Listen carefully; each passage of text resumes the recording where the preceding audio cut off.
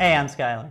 Sometimes it's necessary to do a hard restart for your iPhone if perhaps it freezes or if something is really not right. It's not working properly or some setting is really malfunctioning.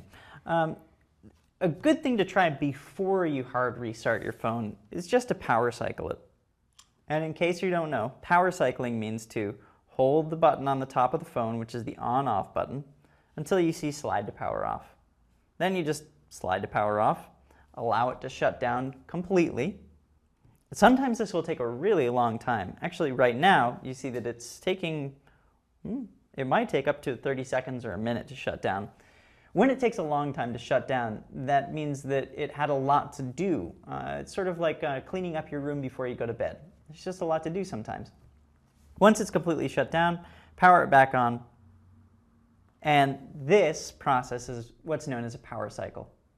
Now, if that doesn't solve the problem, you can be a little bit more drastic about it and perform a hard restart.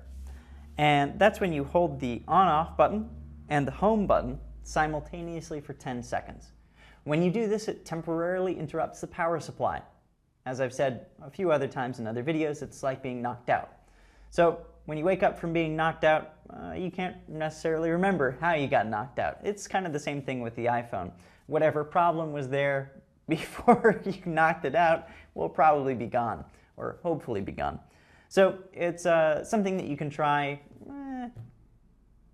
when you're in dire need. But other than that, I really wouldn't do it too often. Thanks for watching. I'm Skylar.